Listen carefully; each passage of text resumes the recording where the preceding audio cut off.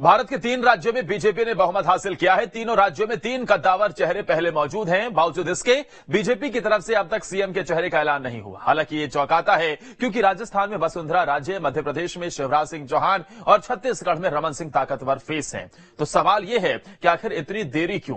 क्या 2024 की रणनीति के तहत कोई फैसला होना है या फिर इस बार तीनों राज्यों में बीजेपी सरप्राइज फेस वाली परिपाटी पर आगे बढ़ेगी? जवाब इस रिपोर्ट में देखिए।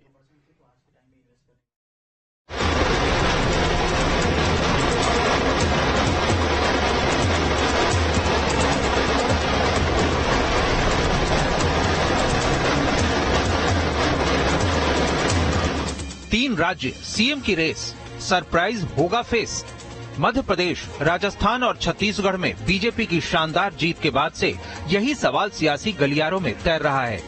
हालांकि ऐसा पहली बार है जब सीएम के चेहरे को लेकर बीजेपी में इतनी कवायद हो रही हो।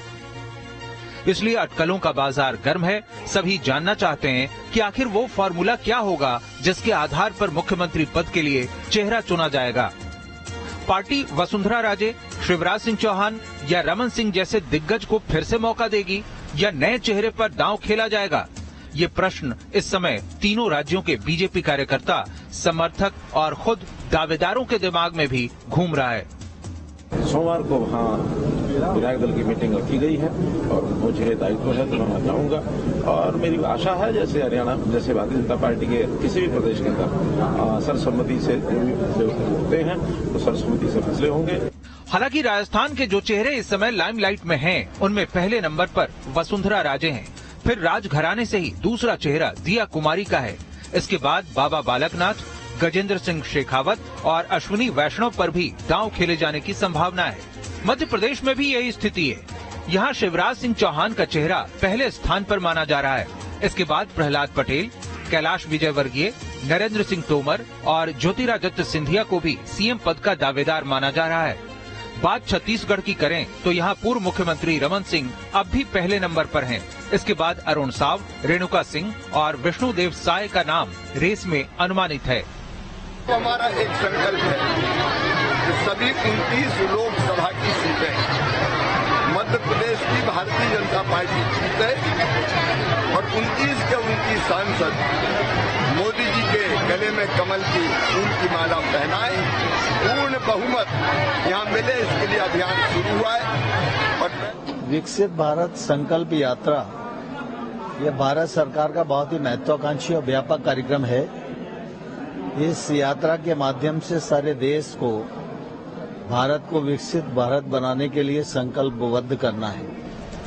अब प्रश्न ये है कि जब मध्य प्रदेश, राजस्थान और छत्तीसगढ़ में 3 चेहरे पहले से ही जनता के बीच स्वीकार्य माने जा रहे थे, तो फिर नए चेहरे पर कवायद की जरूरत क्या है? इसका सीधा सा जवाब ये है कि तीनों राज्यों में इस बार विधानसभा चुनाव प्रधानमंत्री नरेंद्र मोदी के चेहरे पर लड़ा गया है और राज्यवार सियासत में सामाजिक समीकरण और परिस्थितियां दोनों अलग हैं। इसलिए 2024 को ध्यान में रखते हुए कवायद जारी है। हालांकि सीएम पद की रेस के गणित में एक फैक्टर कॉमन है, वो ये कि भारतीय जनता पार्टी ने अक्सर सरप्राइज दिया है। इसलिए इस बार ऐसा ही कुछ होने की संभावना हर किसी के दिमाग में है। मुझे लगता है कि ये अमित शाह और नरेंद्र मोदी की डिस्क्रिशन होगा, विवेकाधिकार होगा कि वो किसको सीएम बनाना चाहते हैं और किसको नहीं। इसमें कास्ट फैक्टर या कोई और फैक्टर मुझे नहीं लगता मायने रखता है।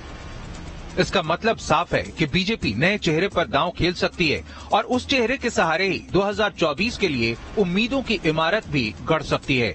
हालांकि ऐसा करने से पहले पार्टी इस रणनीति के असर का पहले ही आकलन करने में लगी है। यही वजह है कि सीएम के लिए अभी तक चेहरा तय नहीं हुआ है। अब सवाल यह है कि अगर नया चेहरा तय होता है तो फॉर्मूला क्या होगा? मुमकिन है कि 2024 के चुनाव के लिए बंधी उम्मीद के अनुरूप काम करने वाला चेहरा चुना जाए, जो पार्टी और जनता के बीच परफॉर्मेंस के मोर्चे पर खरा उतरे, जातीय प्रतिनिधित्व के समीकरण पर भी बिल्कुल फिट बैठे और प्रदेश में एक प्रभावशाली जनप्रिय व्यक्ति के रूप में पहचाना जाए। हालांकि ये सभी खूबियां उन पुराने कद्दावर चेहरों में भी हैं, जो तीनों राज्यों में बीजेपी की सरकार संभाल चुके हैं। लेकिन हो सकता है कि आंतरिक रिपोर्ट के आधार पर बीजेपी के शीर्ष नेतृत्व ने इन्हें बदलने का फैसला लिया हो। अलबत्ता तीनों राज्यों के कद्दावर नेताओं की अपनी एक अलग छवि है। वसुंधरा राजे के पास सरकार चलाने का अनुभव है, वो बीजेपी को खड़ा करने वाली राजमाता सिंधिया की बेटी हैं और पूरे राजस्थान में एक प्रभावशाली चेहरा भी हैं। वहीं शिवराज सिंह की बात करें तो वो मध्य प्रदेश में एक जनप्रिय नेता के रूप में जाने जाते हैं। महिलाओं से संबंधित योजना चलाने के लिए प्रसिद्ध हैं और 16 वर्ष तक बीजेपी की सरकार प्रदेश में चलाने का उन्हें अनुभव भी है। ऐसा ही छत्तीसगढ़ के पूर्व सीएम रमन सिंह का फेस भी है। वो छत्तीसगढ़ में लोकप्रिय हैं। उन्होंने खाद्यान्न सुरक्षा देने के लिए एक बड़ी योजना शुरू की, जिससे उन्हें चाउल वाले बाबा का नाम भी मिला और उनके पास 15 साल सरकार चलाने का अनुभव भी है। यानी इन चेहरों को सीधे दरकिनार नहीं किया जा सकता, क्योंकि ये प्रदेश के ताकतवर चेहरे हैं जो पूरे प्रदेश की जनता के बीच पैठ रखते हैं। लेकिन बीजेपी का अपना एक रिकॉर्ड है। ये रिकॉर्ड खास तौर पर 2014 के बाद और भी मजबूत हुआ है। रिकॉर्ड है सरप्राइज फेस का। 2014 में नरेंद्र मोदी के प्रधानमंत्री बनने के बाद गुजरात में एक surprise CM face Anandiben Patel का था। इसके बाद 2016 में भी विजय रूपाणी को गुजरात का सरप्राइज सीएम बनाया गया और 2021 में भी गुजरात में दावेदार चेहरों को छोड़कर भूपेंद्र भाई पटेल को मुख्यमंत्री पद सौंपा गया। ठीक ऐसे ही 2014 में हरियाणा में राज्य में हुए चुनाव के बाद सभी अटकलों को विराम देते हुए मनोहर लाल खट्टर सीएम बनाए गए। बात झारखंड की करें तो 2014 में बीजेपी ने चुनाव जीतकर यहां बिल्कुल नए चेहरे रघुवर दास को मुख्यमंत्री बनाया। यही एक्सपेरिमेंट देवभूमि उत्तराखंड में भी हुआ। त्रिवेंद्र सिंह रावत के बाद मार्च 2021 में बीजेपी ने तीरथ सिंह रावत को सीएम पद की कमान सौंप दी। इसके बाद 2021 में ही जुलाई के महीने में पुष्कर सिंह धामी को सीएम फेस बना दिया। हालांकि पुष्कर सिंह धामी 2022 का विधानसभा चुनाव हार गए, लेकिन बीजेपी ने तब भी सरप्राइज दिया, सीएम उन्हें ही बनाया। यानी बीजेपी हमेशा सीएम फेस पर सरप्राइज देती रही है, इसलिए इस बार सरप्राइज फेस की उम्मीद बढ़ गई है। अगर आप किसी फेस पर चुनाव लड़ते ही नहीं है, आपका फेस सिर्फ नरेंद्र मोदी होता है, तो फिर नरेंद्र मोदी की ही चॉइस होगी। आप नरेंद्र मोदी के मन से जो नेता निकलेगा सीएम का, वो आपको सरप्राइज करता है। वो नरेंद्र मोदी है, अमित शाह को सरप्राइज नहीं करता है। हालांकि ऐसा भी नहीं है कि बीजेपी की सीएम पॉलिसी नरेंद्र मोदी के पीएम बनने के बाद बनाई गई हो। ऐसा बिल्कुल नहीं है। इसके पहले मध्य प्रदेश में बाबूलाल गौर का सीएम बनना, फिर उन्हें हटाकर 2005 में शिवराज सिंह को सीएम बनाना और छत्तीसगढ़ में बिना फेस के चुनाव लड़ने के बाद रमन सिंह को बतौर सीएम चेहरा पेश करना भी बीजेपी के सरप्राइज पॉलिसी का ही हिस्सा है। शिवराज सिंह चौहान खुद अपने लिए सीएम बनना उनके लिए भारी है, या वसुंधरा पूरी जोर लगाने के बावजूद अगर नहीं बन पाती हैं, या रमन सिंह नहीं बन पाते हैं, तो वो कितना गणित नरेंद्र मोदी का बिगाड़ सकते हैं। हालांकि इस बार रणनीति अलग है। नए चेहरे मिशन 2024 में फिट बैठने के लिए चुने जा सकते हैं और तय है कि राज्य से केंद्र का गणित आसान बनाने वाले हर समीकरण पर इन चेहरों को परखा गया होगा। हालांकि अनुमानित पर्दे के पीछे के ये चेहरे अब जल्द ही सामने होंगे। मध्य प्रदेश में एक और जहां मुख्यमंत्री के नाम की चर्चा तेज हो गई है, तो वहीं दूसरी ओर मंत्रिमंडल में शामिल करने के लिए विधायकों की कवायद भी चल रही है। बीजेपी बड़े बहुमत के साथ सत्ता में वापस आ गई, लेकिन पार्टी के 12 मंत्री चुनाव हार गए। इनमें 4 मंत्री तो ग्वालियर चंबल के भी हैं। ऐसे में नए मंत्रिमंडल को लेकर चर्चाओं का बाजार गर्म हो चुका है।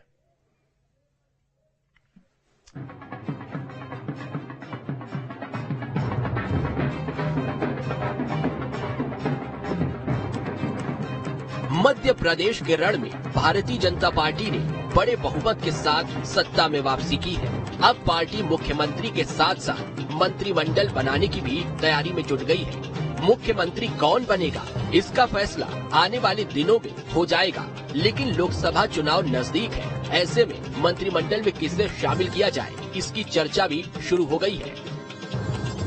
आपको बता दें, प्रदेश सरकार के 31 मंत्रियों में से 12 मंत्री चुनाव हार गए हैं। इनमें ग्वालियर चंबल अंचल के 4 मंत्री रहे नरोत्तम मिश्रा, भारत सिंह कुशवाहा, महेंद्र सिंह सिसोदिया और सुरेश धाकड़ चुनाव हार गए हैं। ऐसे में अब इनके स्थान पर ग्वालियर चंबल से कुछ नाम मंत्रिमंडल की रेस में शामिल हो गए हैं, जिनमें सबसे ऊपर है ग्वालियर से प्रद्युमन सिंह तोमर और नारायण सिंह कुशवाहा। वहीं भिंड जिले से नरेंद्र सिंह कुशवाहा, राकेश शुक्ला और अम्बरीश शर्मा का नाम भी आगे चल रहा है। वहीं सिंधिया के खास मोहन सिंह राठौर का नाम भी चर्चा में है। जैसे ग्वालियर से अगर हम बात करें तो ग्वालियर से 2 मंत्री बनने की संभावना हमेशा रहती है। और नारायण सिंह कुशवाहा चूंकि पहले मंत्री रह चुके हैं, इस बार उनको कैबिनेट मंत्री बनाया जा सकता है। और प्रद्युम्न सिंह तोमर पहले से ही कैबिनेट मंत्री है, तो निश्चित तौर पर उनका परफॉर्मेंस भी ठीक था, सिंधिया जी के नजदीक थे। भिंड में अभी संभावना है कि एक ठाकुर एक ब्राह्मण को मिनिस्टर बनाएं। नरोत्तम मिश्रा चुनाव हार गए हैं। ऐसे में ब्राह्मण वर्ग को साधने के लिए जो नाम सबसे आगे चल रहा है वो है राकेश शुक्ला और अमरीश शर्मा का। राकेश शुक्ला तीसरी बार ग्वालियर से निर्वाचित हुए हैं, तो वहीं अमरीश शर्मा ने लाहार से कांग्रेस के दिग्गज गोविंद सिंह को हराया है। क्षत्रिय वर्ग को खास रखने के लिए भिंड के विधायक नरेंद्र सिंह कुशवाहा का नाम चर्चा में है, तो वहीं सिंधिया के खास सुमावली से विधायक ऐदल सिंह कंसाना ओबीसी वर्ग को साध सकते हैं। देखो क्या है, योग्यता क्षमता के साथ साथ भारतीय जनता पार्टी का जैसा कंसेप्ट है कि हम सामाजिक समरसता में भी विश्वास रखते हैं, तो उस तरह से सभी लोगों को साथ में लेके, जैसा मोदी जी का नारा है सबका साथ सबका विकास सबका विश्वास, उसमें सब लोग सहमत रहते हैं और उसी हिसाब से मंत्रिमंडल बनेगा। है ये तो आने वाले दिनों में साफ हो जाएगा कि किसके हिस्से क्या आता है, लेकिन एक बात साफ है कि मंत्रिमंडल गठन में 2024 के लोकसभा चुनाव का फैक्टर जरूर देखा जाएगा। इस बार ग्वालियर चंबल अंचल से कुछ नए चेहरे मंत्रिमंडल में शामिल हो सकते हैं, जिनमें भिंड से अमरीश शर्मा, नरेंद्र सिंह कुशवाहा या फिर राकेश शुक्ला को शामिल किया जा सकता है। मुरैना से ऐदल सिंह कंसाना, तो ग्वालियर से नारायण सिंह कुशवाहा और प्रद्युम्न सिंह तोमर के नाम शामिल हैं। कहीं न कहीं लोकसभा चुनाव को ध्यान में रखते हुए पार्टी की ये कोशिश रहेगी कि ज्यादा से ज्यादा जिलों को नेतृत्व दिया जा सके।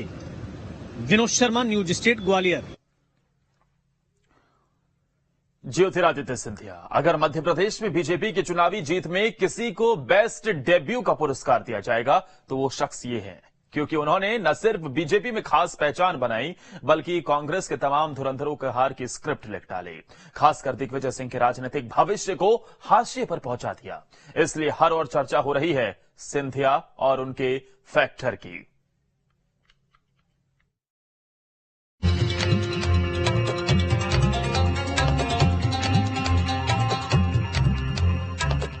मध्य प्रदेश विधानसभा चुनाव का परिणाम आ गया है। बीजेपी ने प्रचंड बहुमत से जहां सरकार बनाई है, तो वहीं कांग्रेस की हाथ निराशा लगी। हर ओर मोदी और शिवराज की चर्चा हो रही है, लेकिन इस बीच एक ऐसा नाम भी लाइमलाइट में बना हुआ है जिसने 3.5 साल में पूरे राजनीतिक परिदृश्य को बदलने में बड़ी भूमिका निभाई। वो नाम है ज्योतिरादित्य सिंधिया। तो बोले कितने भी नफरत का बीज हम उसे स्नेह का गुलदस्ता बना देंगे। तू छोड़ झूठ की नहर, तू छोड़ झूठ की नहर, हम उस पर विकास का पुल बना कर देंगे। तू छोड़ झूठ की नहर, हम उस पर विकास का पुल बना कर देंगे। तू तबीयत से फैला कितनी भी कीचड़, तू तबीयत से फैला कितनी भी कीचड़, तू तबीयत से फैला कितनी भी कीचड़, हम उसमें भी कमल का फूल खिला देंगे। इस पूरे चुनाव में कांग्रेस के दिग्गज नेताओं के निशाने पर सिंधिया रहे। खासकर दिग्विजय सिंह और उनके समर्थक नेताओं ने सिंधिया पर तरह तरह के अनर्गल आरोप लगाए, लेकिन कभी केंद्रीय मंत्री सिंधिया ने इसका जुबानी जवाब नहीं दिया, बल्कि दिग्विजय के करीबियों को हराने की रणनीति पर काम किया और वो दांव काम भी कर गया। इस चुनाव में दिग्विजय सिंह के भाई लक्ष्मण सिंह को हार झेलनी पड़ी। साथ ही केपी सिंह, गोपाल सिंह, जीतू पटवारी की करारी हार हुई। इसके अलावा नेता प्रतिपक्ष गोविंद सिंह और सज्जन वर्मा भी हार गए। वहीं दिग्विजय सिंह के बेटे जयवर्धन सिंह बमुश्किल अपनी सीट बचा सके। माना जाता है कि ग्वालियर, चंबल और मालवा क्षेत्र में सिंधिया परिवार की बहुत इज्जत है और लोग आज भी महल के आदेश मानते हैं। इसलिए सिंधिया ने जमकर इन क्षेत्रों में प्रचार किया और जब सिंधिया पर वार हुआ तो वोटर ने अपने मत से इसका जवाब दिया। दिग्विजय सिंह जी हो, प्रियंका गांधी हो या इनके समर्थक नेता हो, जिन्होंने ज्योतिरादित्य सिंधिया जी पर ओछी टिप्पणियां की थी, परिवार तक चले गए थे, कद पर टिप्पणी की थी, जनता कभी भी इस असभ्य भाषा को अपने प्रिय नेता के खिलाफ सुनना पसंद नहीं करती है और जवाब मिला है जिस प्रकार से प्रचंड बहुमत के साथ भारतीय जनता पार्टी जीत कर आई है। हालांकि कांग्रेस इस बात को मानने के लिए अभी तैयार नहीं है। कांग्रेस का कहना है कि हार के कई और फैक्टर हो सकते हैं। सिंधिया जी का तो कोई फैक्टर ही नहीं है, बहुत बड़ा विषय है। इसके ऊपर अगर जाएंगे कैसे कौन हारा है, बहुत सारे सवाल भी खड़े होते हैं उस पे। सिंधिया जी का कोई विषय नहीं है। सिंधिया जी पे तो हम सब हमलावर हैं और हम सब उन सब पे हमलावर होते हैं जो लोकतंत्र को का हनन करते हैं, लोकतंत्र की हत्या करते हैं। तो ये सिंधिया जी का कोई विषय नहीं है। कांग्रेस चाहे कुछ भी कहे, लेकिन एक बात साफ है कि अब आने वाला समय दिग्विजय सिंह के राजनीतिक जीवन के लिए कठिन होने वाला है, क्योंकि उनकी गुटबाजी ने कहीं न कहीं पार्टी को नुकसान पहुंचाया है। हम देखते हैं सिंधिया का प्रभाव निमाड़ मालवा और इधर मध्य भारत के कुछ इलाकों में, वहां भी पार्टी ने उनका उपयोग किया। उन्होंने भी लगभग 70-80 जो है विधानसभा क्षेत्रों का दौरा किया था, तो वहां ज्यादातर सीटें भारतीय जनता पार्टी जीती है और चुनाव प्रचार में निश्चित तौर पर पार्टी को कुछ लाभ हुआ है। उसमें खास तौर पर दिग्विजय सिंह तो अलग थलग पड़ी गए और उनके भविष्य को लेकर तो बहुत ज्यादा है नहीं। खैर, अब आगे चुनौती बड़ी है क्योंकि लोकसभा चुनाव की घड़ी आने वाली है। ऐसे में देखना होगा कि कैसे कांग्रेस सिंधिया फैक्टर से निपटती है और दिग्विजय सिंह के जुबानी वार पर क्या रोक लगाती है, जिससे कि ज्योतिरादित्य सिंधिया का अब बीजेपी में कद बढ़ा है, तो वहीं कांग्रेस में दिग्विजय सिंह के राजनीतिक भविष्य पर सवाल खड़े हो गए हैं। वीडियो जर्नलिस्ट आशु के साथ नीलम गुरवे, न्यूज स्टेट भोपाल।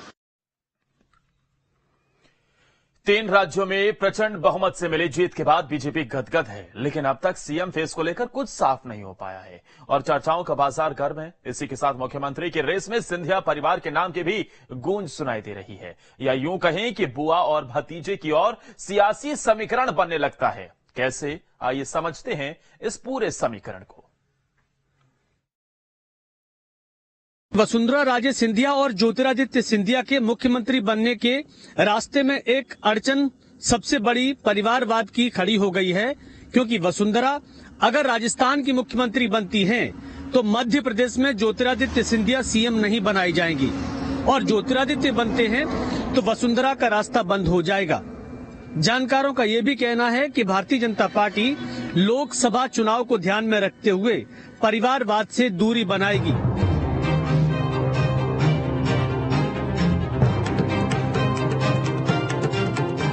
मध्य प्रदेश और राजस्थान में बीजेपी के बम्पर जीत के बाद अब मुख्यमंत्री के पद को लेकर मंथन का दौर तेज हो गया है और जब पूरे सूबे में मुख्यमंत्री को चुनने की बात हो तो पार्टी को सभी समीकरणों पर गहराई से रिसर्च करने के बाद फैसला लेना पड़ता है, जिससे कि कोई पक्ष नाराज न हो जाए।